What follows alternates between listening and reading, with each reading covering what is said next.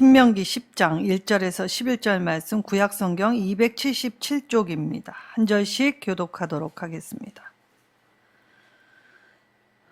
그때 여호와께서 내게 이르시기를 너는 처음과 같은 두 돌판을 다듬어 가지고 산에 올라 내게로 나아오고 또 나뭇개 하나를 만들라.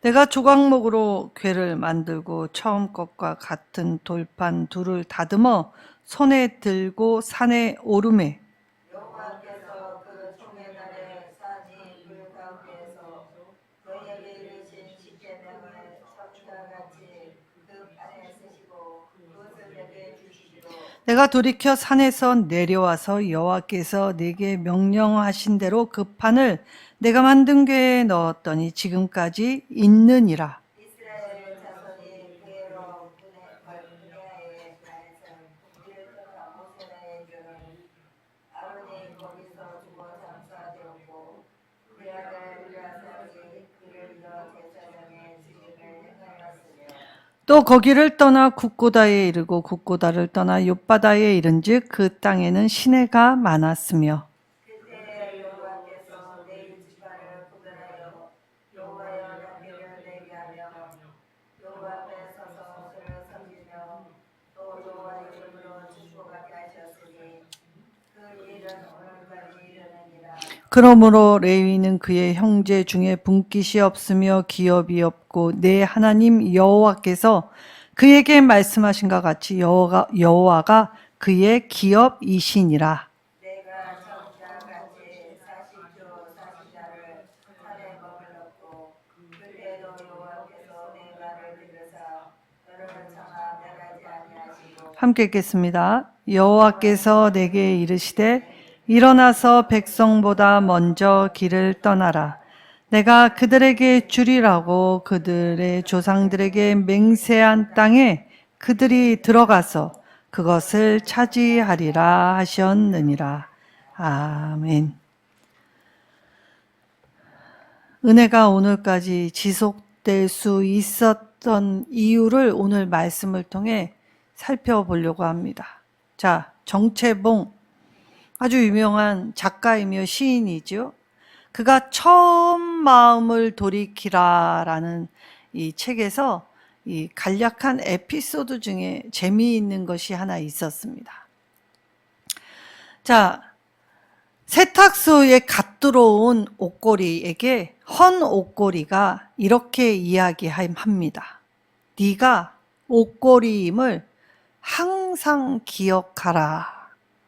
자, 옷걸이가 옷걸이이지 뭐가 있겠습니까? 근데 헌 옷걸이가 새 옷걸이에게 내가 옷걸이라는 사실을 한시도 잊지 말라라고 말을 할 때 왜 그런 말을 하나 궁금했을 터이지요. 그러니까 이 헌 옷걸이가 내가 오래도록 이 세탁소에 있어서 많은 옷걸이들을 살펴보았더니 이 옷걸이에 잠시 걸린 옷이 마치 자기 신분인 양 착각하여 교만되더라. 그러니 네가 항상 옷걸이임을 잊지 말라라고 이 이야기를 해주었다는 것입니다. 자, 세탁소의 옷걸이는 잠시 걸릴 뿐입니다. 주인들이 세탁을 맡기고 다시 본주인에게 돌아가게 될 때의 용도가 바로 그 옷걸이의 용도이지요. 자, 이때 누더기 옷을 거쳤다 하여 주눅들거나 창피하거나 그리고 힘들어할 필요가 없습니다. 또는 명품 옷을 걸쳤다 하여 이 교만할 필요도 전혀 없지요. 옷걸이는 옷걸이로서의 영향을 해야 하는 것입니다. 자, 사도 바울이 고린도전서 15장 10절에 내가 나 된 것은 오로지 하나님의 은혜로 된 것이다 라고 말을 하였지요. 자, 그러니까 무슨 말입니까? 내가 누더기 옷을 걸치던 명품 옷을 걸치던 이래나 저래나 다 하나님의 은혜로서 나의 역할에 충실하면 된다는 것이지요. 자, 모세는 하나님으로부터 직접 하사받은 하나님의 말씀 십계명을 가지고 내려왔을 때의 어처구니 없는 일들, 금송아지 우상숭배의 현장에서 경노하여서 그것을 깨뜨렸습니다. 자, 이때에 출애굽기 34장의 이야기의 대조에서 살펴보면 다시 이 약 반년 후 6개월 이후에 하나님께서 이번에는 모세에게 전번과 같은 두 돌판을 만들어서 올라오라 라고 하십니다. 처음에는 하나님이 만들어서 주셨는데 그걸 깨트리고 난 이후에 모세에게 이 돌판을 준비해서 올라오라 라고 하셨지요. 그 말은 무엇입니까? 이미 범죄하여 기회를 잃었지만 하나님은 오래 참으심으로 이들에게 다시금 기회를 주시고 계신다는 뜻이지요. 하나님이 이처럼 오래 참으시는 처사를 때때로 우리가 오해하게 될 때에 짧고 또 무지한 내 마음밭에 하나님을 가둬두고 옴짝달싹 못하게 한 후 하나님은 왜 나의 일을 하시지 않느냐 불평하곤 하지요. 그런데 오늘 하나님이 이때 모세에게 두 돌판을 가지고 올라오라고 하시면서 동시에 나무궤를 하나 준비하라고 하십니다. 그리고 나서 이 하나님으로부터 40주야를 금식하며 하나님의 말씀에 충만하게 된 모세가 다시 깨트릴 일이 없도록 나무 위에 궤에 넣게 하십니다. 근데 실제로는 나중에 성막을 짓고 난 이후 언약궤 안에 이 십계명 두 돌판을 넣게 되었지요. 하나님은 우리의 실수와 우리의 잘못된 모든 걸 고쳐서 보완해 주시기도 하고 붙드시며 이 새롭게 이끌어 주셔서 하나님이 여신 그 길을 다시금 걸어갈 수 있도록 함께하여 주셨지요. 자, 출애굽기 34장에는 이때 말씀으로 충만하게 된 모세의 얼굴에 광채빛이 돌았다라고 할 때 이 일반 백성들이 그 모습을 감당할 수 없어 모세의 얼굴에 손수건을 덮었다라는 기사가 나왔지요. 자, 고대 중동에는 햇볕이 너무 뜨거웠기 때문에 이 수건이라고 하는 건 우리가 얼굴 닦는 용도의 수건이 아니라 이 뜨거운 태양빛으로부터 그리고 모래 폭풍이나 이 여러 가지 자연에 의하여 이 상하게 될까 하여 이 이스라엘 남자들이 특별히 사막지대에 사는 남자들은 이 긴 천을 머리에다가 이 돌돌 말아가지고 이 끈으로 이것을 꽉 묶어서 착용을 합니다. 그래서 이 모세의 얼굴빛에 이 빛이 너무 강렬했기 때문에 무서워하여 아마도 그 터번을 더 길게 해서 우리가 쓰는 마스크처럼 얼굴을 가리고 눈만 내놓고 다녔을 수 있지요. 아니면 이게 천이기 때문에 전체를 다 가려도 이 지나다니는 데는 별반 지장이 없었을 것입니다. 자, 그러면 모세가 이처럼 하나님의 말씀에 충만하게 될 때의 얼굴빛이 변할 정도로 하나님의 영광의 빛을 반사받아서 이 모세의 얼굴이 이렇게 해처럼 밝은 모습이 되었다 하지요.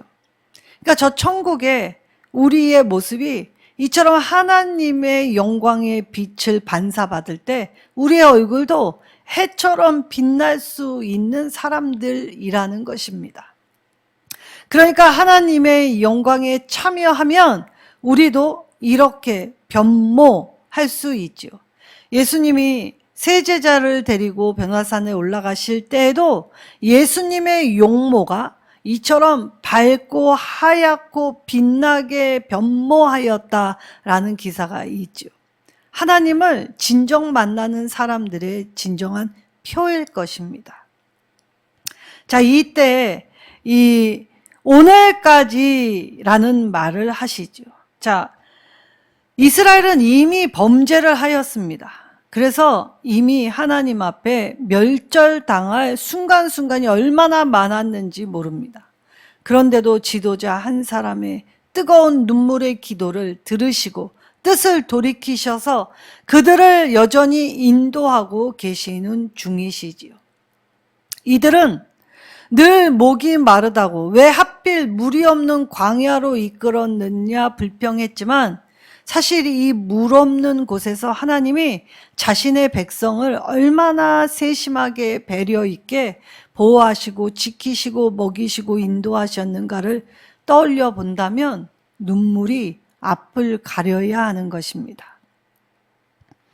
그리하여 오늘 이 금송아지 사건 중심으로 인간의 하나님의 은혜와 반한 인간의 죄악의 이 속성을 적나라하게 드러내는 이 금송아지 사건을 중심으로 신명기 9장에서는 첫 계명이 깨어졌지만 하나님은 다시금 이들에게 계명을 허락하셨다, 회복하셨다. 그래서 이스라엘의 배반과 하나님의 용서를 이 대조시켜 부각시킴으로써 이 9장에서는 이 하나님이 수여해 주신 십계명의 외적인 이 뜻을 이야기했다면 오늘 이 10장에서는 이 내적인 의미를 다시금 떠올리게 합니다. 자, 그럼 내적인 의미가 무엇이었습니까? 사실 이들은 착각하는 게 무엇이었냐? 만약에 이들이 첫 계명을 깨트리지 않고 철저히 지켰다 한들 그것 때문에 하나님이 주시는 축복을 받는 것이 아니라는 사실을 깨달아야 했다는 것입니다. 하나님이 허락이 있었기 때문에 이들이 선민으로서 유지가 되고 그리고 선민으로서 살아갈 수 있게 하셨지요. 그리고 지금 이들은 행군 중입니다. 오늘 우리가 알지 못하는 이 지명이 세 곳 나와 있죠. 부에로, 브네야, 아간. 그리고 굿고다, 욥바다. 이것이 어디였냐? 대표적으로 이스라엘이 머물러서 장막을 치고 수경했던 곳입니다. 자, 이때에 이 거했던 곳에 이 여러 가지의 지형적 특색 그리고 이것의 환경이 매우 다채로웠습니다. 그리하여 욥바다 같은 경우는 시내가 매우 많았다라고 하죠. 광야의 백성들이 시내가 많은 곳에 정착하게 될 때 살만해졌을 것입니다. 근데 하나님이 움직이시면 이들은 하나님을 따라가야 하지요. 근데 하필 시내가 많은 곳에서 쉼을 얻게 될 때 하나님이 움직이시면 불평을 할 수밖에 없습니다. 아니 고작 이만큼 느끼게 하려고 차라리 맛보게 해주지나 말지. 이거 너무 가혹한 처사 아니야? 불평 불만이 시작되면 더 이상 하나님의 인도가 보이지 않지요. 그래서 하나님은 늘 이들을 훈련시키셨습니다. 그래서 어느 상황 어느 때에도 하나님이 부어주시는 은혜의 충만함으로 살아갈 수 있는 존재로 부르셨지요. 그리고 이들은 이때의 금송아지의 우상 숭배를 부수고 불에 태우고 부수어 가루로 만들어 그것을 모세가 마시게 하였지요. 왜 그것을 마시게 하였습니까? 내가 한 우상 숭배의 죄를 잊지 말라고 마시게 하였던 것입니다. 그러니까 하나님 앞에 반하는 행동은 환경 탓 누구 탓이 아니라 바로 내 자신이 문제였다는 걸 깨달아야 했다는 것이죠. 우리가 정말 믿음의 진보를 이루기 위해서 이 제대로 깨닫는 건 내 안에서 문제를 발견하고 내 안에서 문제를 이 하나님께 아뢰서 하나님이 주시는 회복으로 일으킴 받게 될 때 진정한 회복이 오는 것입니다. 근데 아직 이들은 내 안에서의 문제를 발견하지 않습니다. 여전히 외부의 탓, 환경 탓, 그리고 지도자 탓. 자기의 잘못은 하나도 없단 듯 이 누군가를 탓하게 되면서 이 자기의 살 방향을 모색하곤 하지요. 그러나 그러하던 어찌하던 지도자였던 모세는 늘 한결같이 하나님의 언약을 붙들고 기도합니다. 자, 이때 하나님의 언약은 내용은 오늘에까지 저와 여러분에까지 이 변치 않는 내용으로 우리에게 미치는 영향력이 있지요. 그러나 시대는 변화였고 사람들도 변하기 마련입니다.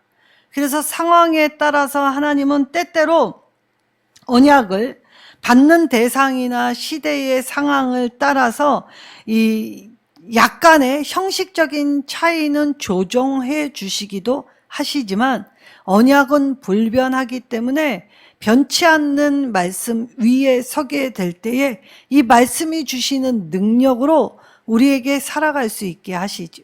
자, 이때 이런 삶을 사는 사람들이 누구였냐? 레위 지파였다라고 오늘 말씀하십니다. 자, 8절에 이 레위 지파를 구별하여 여호와의 언약궤를 매게 하라라고 하였죠. 자, 레위 지파는 이스라엘 중에 이스라엘이라고 불리는 사람들이었습니다. 자, 이들은 하나님의 이 특별한 일을 감당하는 일로 부르셨지요. 세상의 기업과 유업, 세상의 것으로는 이들의 분깃이 하나도 없었습니다. 하나님에 관련된 신령한 일들, 영적인 일들에 전념하며 살아가게 하셨지요. 왜냐? 하나님이 이들의 기업이 친히 되어 주셨기 때문입니다. 비록 땅은 못 가졌어도 내가 하나님 앞에 예배하고 하나님을 예배하는 사람을 돕고 섬기며 그리고 하나님의 언약궤를 매는 일, 고되고 늘 똑같은 일의 반복됨과 지침이 있다 하여도 그것이 하나님이 나에게 주신 직임이라면 매일매일 성실하게 하나님 가시는 곳에 따라가고 하나님 머무시는 곳에 머물며 하나님의 말씀으로 충만해지게 될 때 그때 말씀 속에서 임재하시는 하나님을 경험하여 그래서 이들이 하나님의 살아계심과 하나님의 사랑을 반응할 때 이들이 이 먼저 자신이 하나님 말씀 붙들고 하나님의 말씀의 그 깊이와 넓이의 충만함을 깨닫게 될 때에 오늘 이들은 구별된 거룩의 일을 관장할 수 있게 하십니다. 그때에 이들에게 주시는 일은 이 고되고 지친 매일매일의 똑같은 반복적인 삶 속에서 여호와의 이름으로 축복할 수 있는 권한을 주셨지요. 언약궤를 메었기 때문에 이 하나님의 이름으로 축복할 수 있는 권한도 주셨다는 것입니다. 그래서 레위는 이스라엘 모든 민족이 볼 때 하나님의 백성이라면 성도라면 마땅히 이렇게 살아야 한다라는 가장 모범적인 본이 되는 삶을 살 수 있도록 그들을 이끌어 주셨다는 것이죠. 그래서 이들은 이 하나님 앞에 실제적인 삶, 말씀을 지키는 것이 어떤 삶이고 말씀을 준비하고 말씀을 붙잡고 말씀을 깨달아 행하는 삶의 실제가 어떤 것인지를 보이는 삶을 그래서 자신의 존재 증명을 하나님의 말씀 붙들고 그 임재의 충만함 속에서 이스라엘의 큰 복이 되는 존재 그리고 자신을 통하여서 이 복을 나눌 수 있는 존재로 삼아주셨다는 것입니다. 어마어마한 특권이기도 하지만 동시에 의무이기도 하였지요.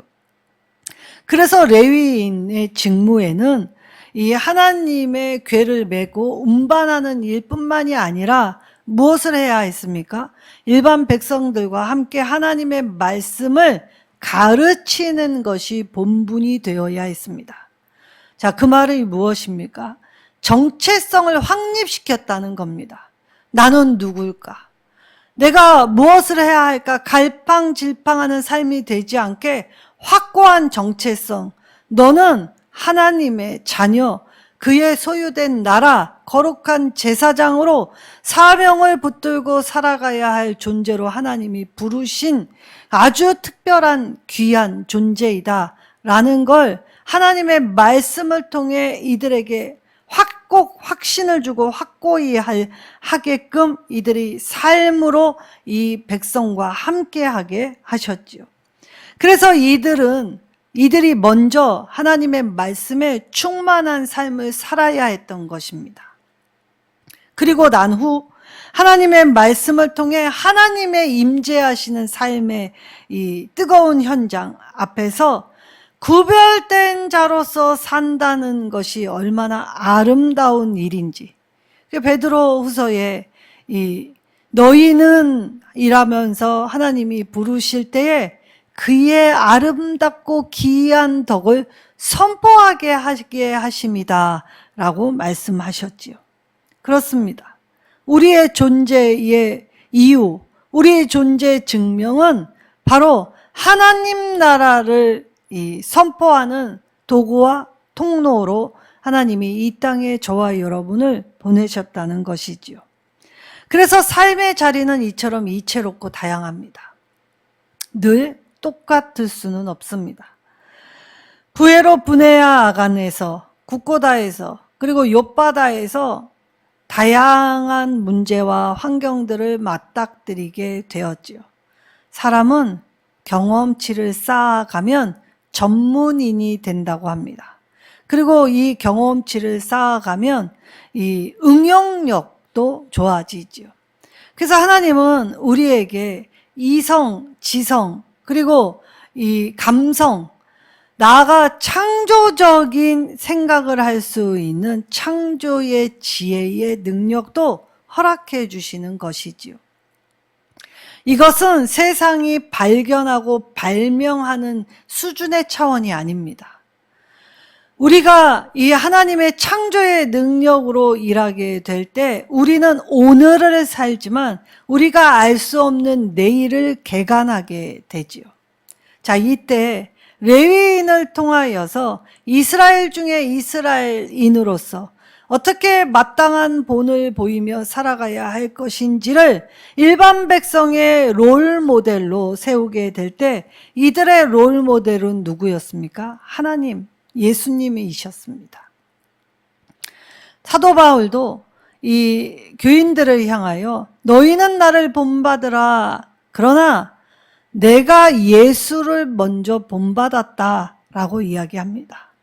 그만큼 예수를 본받는 삶이 되기 위해 이 애쓰고 헌신하게 될 때 사도 바울의 이 모습 안에는 처절함, 그리고 이렇게까지 해야 하는 이유가 뭐지? 라는 의구심이 들 만큼 이 사도 바울은 굉장한 어려움과 환난과 핍박과 힘듦이 많은 삶을 살았지요. 그러나 한 번도 멈춘 적이 없습니다. 자, 요즘에 이 감동적인 연설을 하시는 분들이 꽤 있습니다. 이 사람들의 뇌리에 박혀 이 연설물을 들을 때 같이 눈물을 흘리고 호응을 하며 나아가게 되죠. 근데 제가 이 정치인의 한 사람으로서 어떤 분이 이 연설을 할 때 지금 잘해서 여러분께 호소를 하는 게 아니다. 우리는 잘못하고 있다. 그러나 일단 나라부터 살리고 매는 나중에 맡겠다. 지금은 나라를 먼저 살릴 때이다. 그래서 매 맞을 각오로 열심을 내고 있다. 그런데 다윗과 골리앗 같은 싸움이기 때문에 자기는 큰 목표를 두고 도전한 것이 아니라 1도 1도 올리기 위해 매일매일을 부산에서, 대구에서, 서울에서 그렇게 한 요만큼의 차이를 올리기 위해 노력했을 뿐이다. 그 노력하는 그의 연설이 많은 사람의 감동을 주었다는 이 이야기를 듣게 되었습니다. 저도 그 연설 들으면서 아, 사람의 말에는 참 힘이 있는 거구나 라는 걸 깨달을 수 있었죠. 왜냐? 진실되게 말을 하면 사람들의 마음이 움직이기 때문입니다. 레위인은 자기가 하나님의 말씀으로 충만하여 졌을 때 그 하나님의 말씀을 들고 일반 백성에게 나아가 하나님의 자녀 성도의 삶이 어떤 것인가를 가르칠 때 전하는 자나 가르침을 받는 자 모두 나의 나 된 것은 하나님의 은혜로 된 것임을 깨달을 때 그제야 비로소 믿음의 고백을 할 수 있게 되었지요. 오늘 이러한 공동체를 쌍멍에를 진 공동체라고 부릅니다. 자, 쌍멍에, 소 2마리를 이 멍에를 같이 매게 하는 것을 쌍멍에라고 합니다. 그럼 왜 이 쌍멍에를 이 소 2마리에게 짊어지게 합니까? 동력을 최대치로 이끌어내기 위해서 이 쌍멍에를 지게 하는 것입니다. 자, 이때 소와 나귀와 함께 쌍멍에를 지게 못하게 아예 율법으로 명시하셨죠. 왜 그렇습니까? 힘의 차등이 있으면 쌍멍에 자체를 질 수 없기 때문입니다. 그리고 쌍멍에는 같은 방향으로 가야 합니다. 그리고 같이 가다가 연약한 한쪽이 쉬면 같이 무조건 쉬어줘야 합니다. 그리고 일을 할 때도 같이 동력을 내서 일을 하게 되지요. 하나님은 우리의 공동체를 쌍멍에를 짊어지며 부르십니다. 그래서 우리의 공동체 안에서는 다 함께 걸어가야 하지요. 그래서 하나님 나라의 방향을 향해, 같은 방향을 향해 우리는 모두 다 함께 걸어가는 존재이고, 그리고 그때 믿음이 약한 지체들을 받아서 기다릴 줄 알고 인내하며 돌보아 주는 공동체로 삼으셨습니다. 그리고 여기 하나님 나라의 일을 할 땐 자신의 힘을 과시하거나 자랑하지 못하게 하십니다. 자, 그럼 오늘 모세가 2번째의 돌판을 받게 되면서 은혜가 오늘까지 지속될 수 있었던 건 나의 기도 때문이다 라고 자랑치 않지요. 그리고 모세는 오늘 가나안 땅에 들어가지도 못합니다. 그럼에도 불구하고 이스라엘에게 간곡하게 오늘 짚어주는 핵심 포인트가 무엇입니까? 오늘 핵심 포인트는 그들이 약속의 땅에 들어갈 때 더 이상 이 목축업이 아닌 농업을 하며 안착하여 안주하면서 편안하게 살게 될 때에 내 노력, 내 수고, 내 땀으로 밭을 간다 하여 무조건 복을 받는 것이 아님을 레위인들을 통해 배우게 하신다는 것입니다. 오늘 내가 무조건 내 노력한다고 해서 결실을 맺는 것은 세상 일이 아닙니다. 때때로는 내가 노력해도 이 결실을 못 맺을 때도 있지요. 그런데 하나님이 레위인을 통해서 이들에게 너희가 비록 세상의 소유를 가지고 있다 한들 너희의 수고로 복받는 것이 아님을 레위인들을 통해 배우게 하시죠. 아무것도 기업이 없는, 그러나 유일한 기업, 하나님이 그들의 기업이 되어주실 때 그들이 이 땅에서 할 수 있었던 건 하나님의 말씀을 따라 하나님의 말씀을 선포하고 하나님의 말씀을 지켜 행하게 될 때 본이 되는 모습으로 이스라엘 백성도 내가 오늘 수고를 맞이하지 않지만 내 수고로 다 되는 것은 아니기에 하나님 말씀 붙들고 기도하며 하나님 앞에 예배하는 일을 게을리하지 말아야겠구나 라고 생각하게 하셨다는 것입니다.